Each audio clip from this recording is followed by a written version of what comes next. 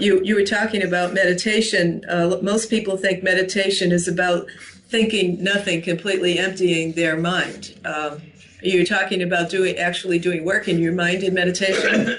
Well, when you and I are living by the hormones of stress, when we are reacting to our environmental conditions, when we are reacting to different people at different times in different places, those chemicals of stress knock the brain and body out of balance. And when we are living in that emergency state, our awareness is defining reality through our senses. In other words, we become materialists.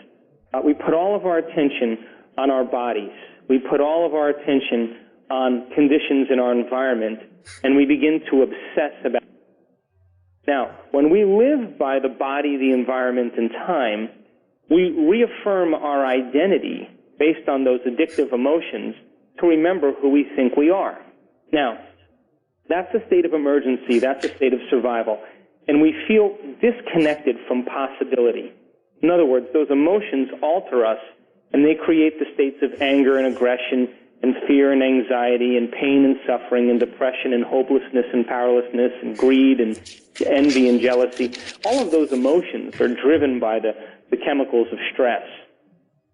When we move into a meditative state, we literally change the brain from functioning from the hindbrain to more of the forebrain. The frontal lobe begins to take control, and the frontal lobe acts like a volume control.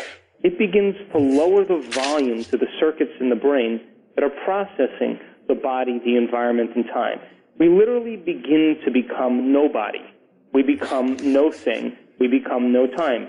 And in this state of creation, where we are forgetting about ourself in relationship as an identity to different people in our life and the problems that we have and the things that we do and the place that we live, the circuits in all parts of the brain that function as an identity, the lights go out there.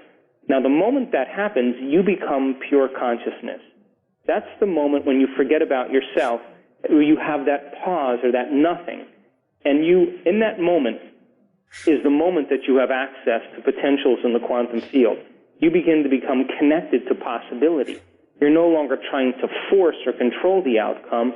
You're in the midst of that moment where you are feeling so connected to possibility that you trust in the outcome. Now, this is the moment where, in a state of pure consciousness, you can begin to design a new destiny. So a lot of times it takes clearing the chalkboard off first before we design something. Now, if a person has been thinking and feeling in the same way for 20 or 30 years and it's created a state of being, say insecurity or say fear, the moment they forget about themselves and there's a physical change that takes place in the brain, they're no longer thinking the same thoughts that are producing the same feelings and emotions that are activating certain hormones and energy centers that have to do with digestion or power and control or sexual identity. All those centers are turned off. When that happens, the energy begins to move out of those centers right up into the heart. We begin to fall in love with possibility. We want the moment to begin to become elongated. We're so present in that moment that we're no longer trying to predict the future based on the past.